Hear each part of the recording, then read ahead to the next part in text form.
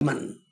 Busa kinahanglan ang dili panagiusa likayan. Likayan, mga kaigsoon.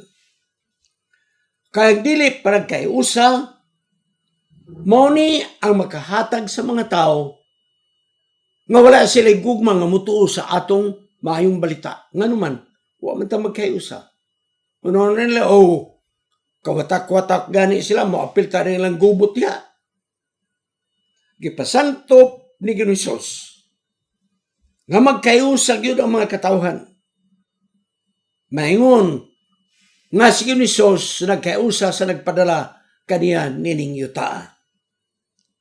Nga naman, sa Filipos 1:27 nagingon si Pablo, let your conduct be worthy. Unsa man kining conduct, mga kaigsunan. Buti pasabot ang atong taras.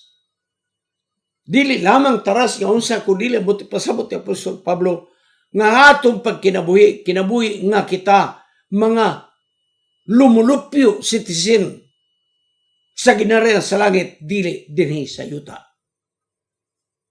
Busa, nagwali kita sa mga balita, magkinabuhi kita sa atong pamatasan.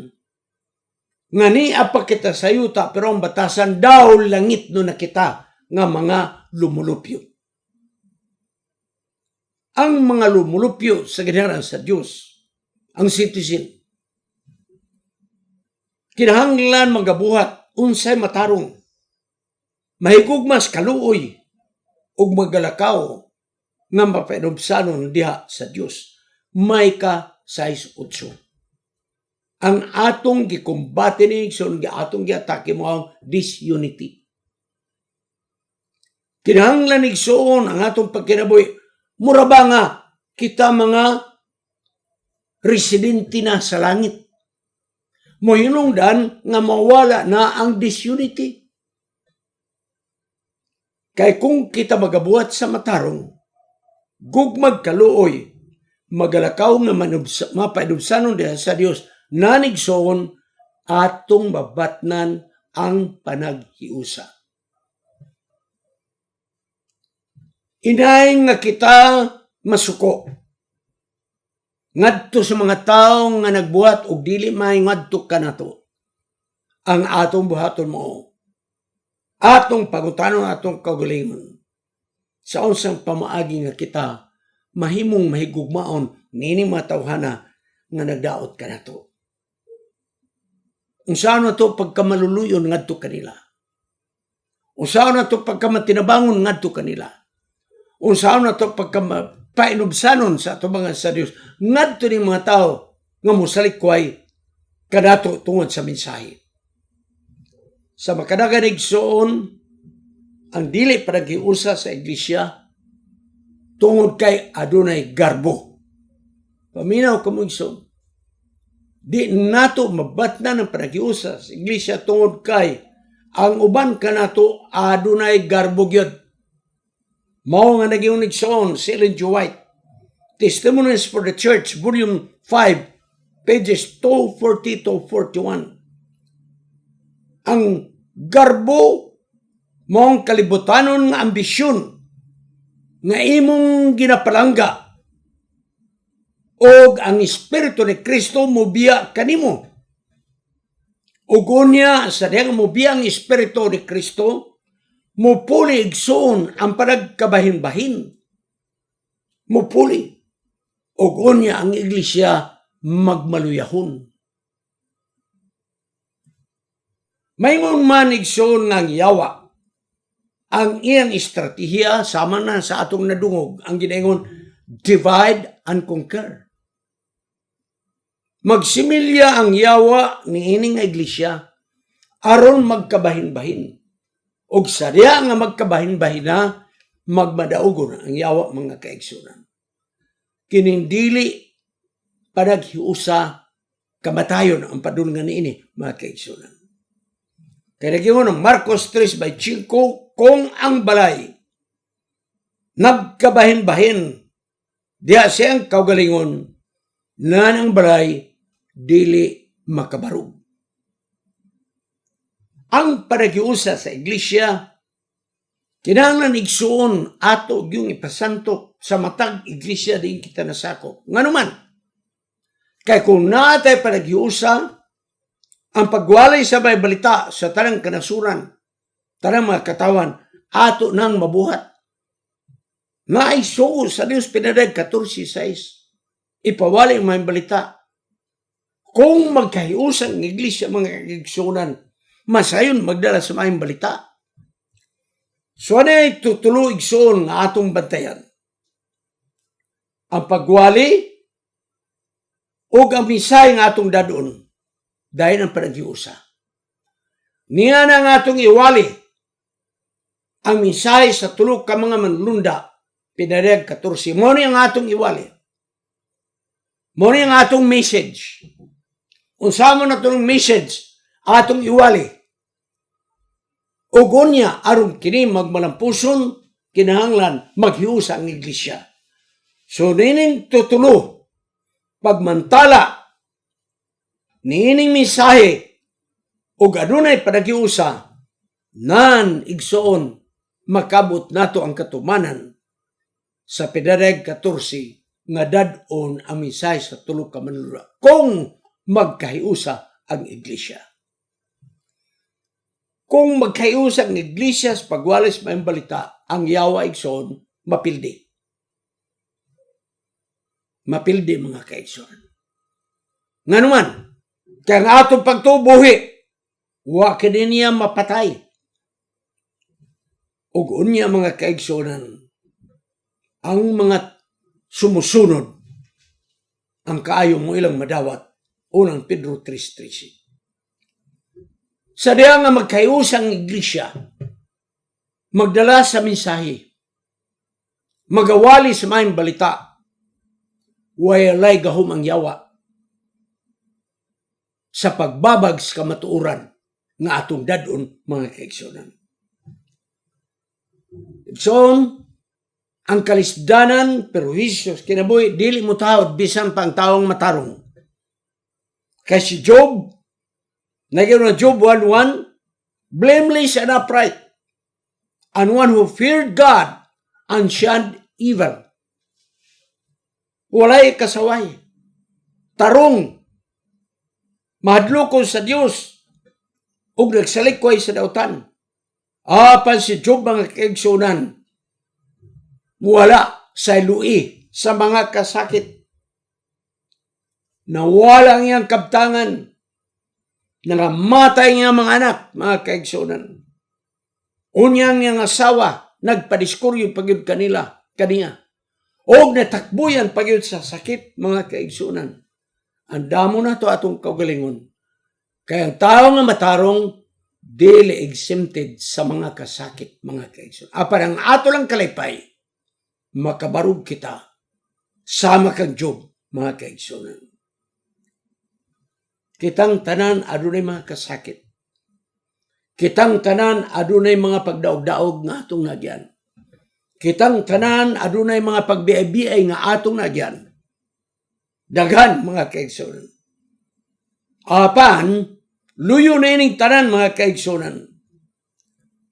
Mas maayo na lang yun. Makabaton kita makaagid kasakit tungod alang ni Kristo mga kaigsunan. Ellen G. White, Acts of the Apostles, page 512, nagingon. Gikan sa mga bilangguan, gikan sa mga kuweba sa yuta, diha magasinggit ang mga gipatay, mga martir sa ilang kadaugan. Og si Pablo na kadungog sa ilang mga pagsaksi og sa pagpabilin sa kaliguon ni ining maong mga tawhana nga bisan pa man sa kalisdanan, kasakit, pagdaog-daog, pag-akusar kanila sa mga bakak, apan nagpadayon sila sa pagpamatuod sa pagtuong nga ilang gideklarar. Unsa man ang gideklarar nining mga martyrs, I know whom I believed. Abi niyo igsoon, andam kita nga matubang sa mga kasakit kung sinati nato unsay atong gituuhan. I know in whom I believed. Di gyud nato ikasalikway ang kinabuhi ug atong ideklarar mga kaigsunan nga kining kalibutana wala gyud ayo. Kung kita magadala sa mensahe sa kaluwasan, magalagad kita matinud-anon, makabarog kita kung I know in whom I believed. Igsoon ang pangutana, imo bagyong nasinati kinsa ang atong gituuhan. Suod ka ba ni Hesus ingon nga imong gituuhan? Kay once igsoon, nahibalo kita og nasayod kang Hesus in one way or another, andam kita nga muatubang sa bisag unsa nga kalisdanan. Sira R.F. Cottrell mga kaigsunan, naghatag og introduction sa sinulat ni Ellen G. White sa early writings. Ano yang gisulat matud pa niya? Walay kalahian sa nagkadaiya nga mga pagtuo niadtong unang mga Kristohanon hangtod karon. Daghan ang mga pagtulunan igsoon. Apan kung ang gasa nga mo apostolis, mga propita, magwawali, mga pastors ug magtutudlo, ilang preserbahon ang panagiusa sama ni adtong mo pa'y pagsugod sa iglesia,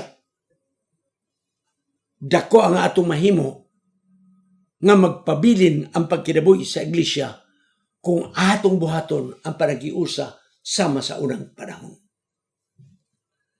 O ang katuyuan sa Dios ngayon ipasiguli ang panagiusa sa iglesia nining katapusang mga adlaw, makita kini nato nga kini katumanan sa mga tagna.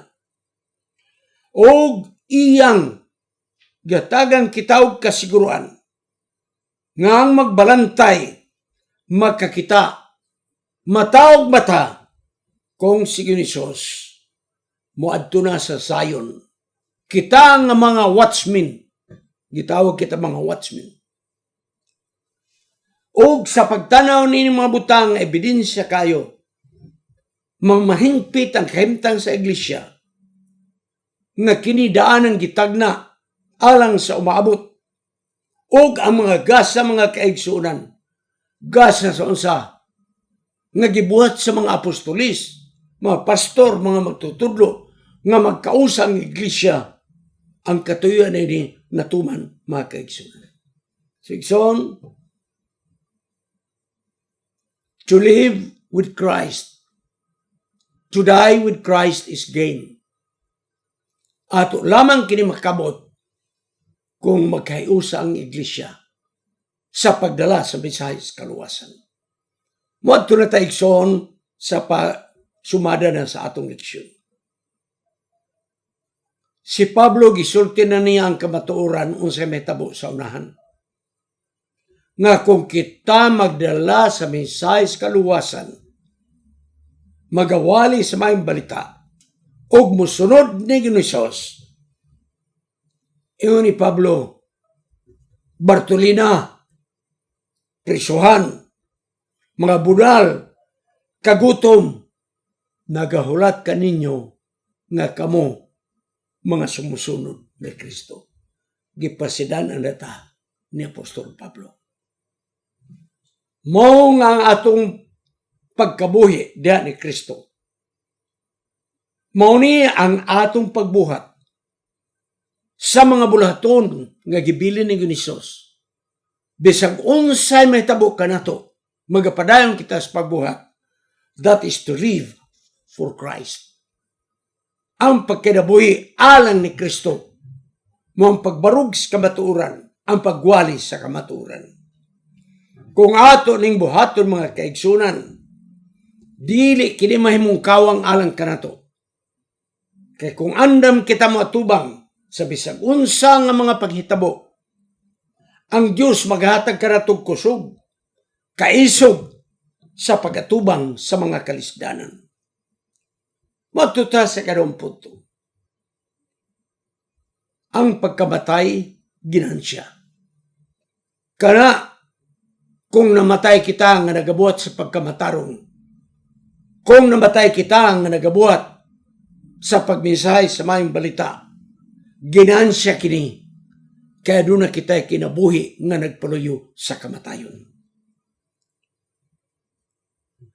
Kini igsoon nga kamatayon, nga atong atubangunon, tungod og alang sa pagkamatarong o sa pagdala sa mensahe sa kaluwasan. Karang ang kamatayon nga giingon ni Pablo nga umabot, mao kinang ginatawag, this is not a useless death. Dili kini kamatayon nga walay pulos.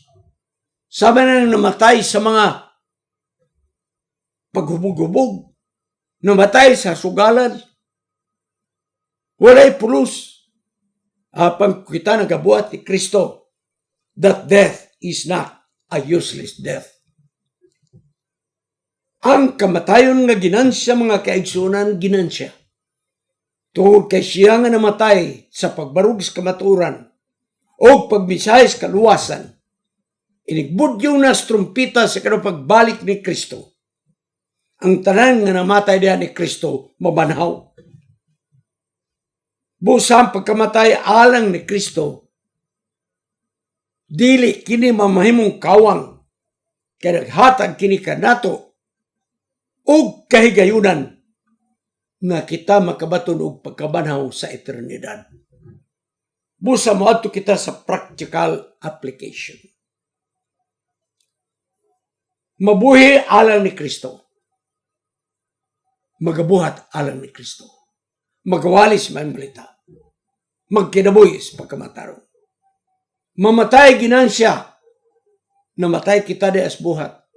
Namatay kita di nga nibarug sa pagkamatarong. Mga kaigsunan. Mao ni ang gitambag kanato ni Apostol Pablo. Mo to tas practical application. O sa igsoon. Kining mga secular nato nga mga kapaninguhaan.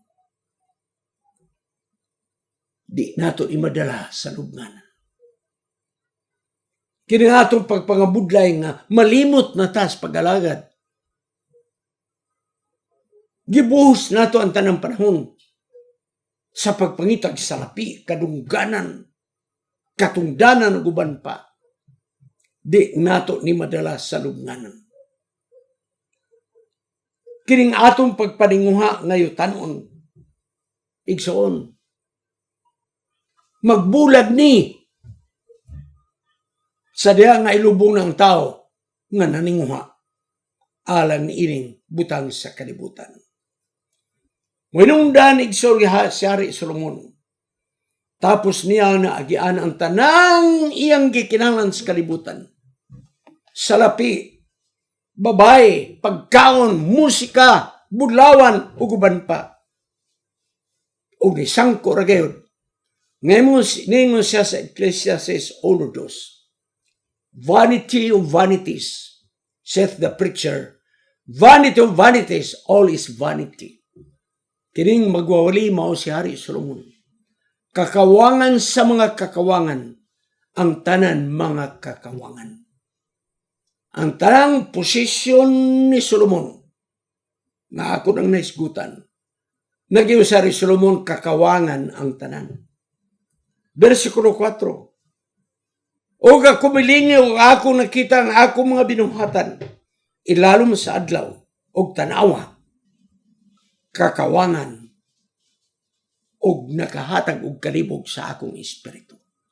Iyang gilingi ang iyang gibuhat. Iyang gilingi ang iyang pagkabantugan. Gilingi niya ang tarang bahandi. Gilingi niya ang tarang kadungganan, ug matur pa sa akong paglingi, kakawangan ang tanan. Unya kumilingi sa akong binuhatan sa akong kamot. Sa akong pagpangabudlay. Og tanawa, ang tanan kakawangan, og nakahatag og kasamok sa akong espiritu. Kay lalom niining adlaw, wala kitay maginansya. Igsoon, to live with Christ. To die is gain. Magpabilin tas pag-alagad nga matinuran. Kung mabot ang mga kalisdan ng mga kasakit, andam kita nga mudawat o sa atong dangatan. Kay kung kutubrat kita nini pagpaninguha, nining kalibutana, kayo ta kay gusto ta nga mahimong bantugan, kayo ta kay gusto ta nga mahimong bahandianon, kayo ta ro mahimo nga kita tinahod. Nagiusari Solomon kung imo nang lingion, ang tanan kakawangan. So niining takna sa atong leksyon. To live for Christ and to die is gain. Magapo kita alang sa pagtapos. O Diyos, kung wala kami pagsali diha kanimo, kini nga pagtulunan makahatag ka namo kahadlok. Kay si Apostol Pablo nagpaandam ka namo sa moabot nga panahon, sama siyang naagian, igatugyas kamatayon, igatugyas bilangguan, kagutom, kasakit, bunal o guban pa. Kapanagin mo sa Apostol Pablo, mabuhi kita alang ni Kristo, magabuhat kita sa pagwalis maayong balita. Mubarog kita sa pagkamatarong, o kung adunay kamatayon nga atong atubangon, kini nga kamatayon ginansya, kay kita namatay sa pag-alagad nga matinudanon. Itugot nga paragiusa sa iglesia among babatnan, aron kining maayong balita nga imong gibilin kanamo, amo kining ikakatag, ug matuman ang tahas nga gihatag sa Dios nining nga iglesia, ang pagdala sa mensahe sa tulo ka mga manundas pinadag 14. Salamat o Diyos nga imong gihatagan kami kaliguon sa among pagtuog-pag-alagad. Kining tanang pagdawaton sa ngalan ni Jesus manluluwas. Amen. Kining inyong higala si Pastor Wendell Munggaya Serrano nga inyong igsoon usab magkapadasig sa matag sa kaninyo sa pag-like, pag-share, labaw sa tanan sa pag-subscribe sa atong YouTube channel ng pangalan Wendell Munggaya Serrano, ug ayaw kalimot sa pag-click sa notification bell hangtod sa sunod nga higayon magkita na usab kita.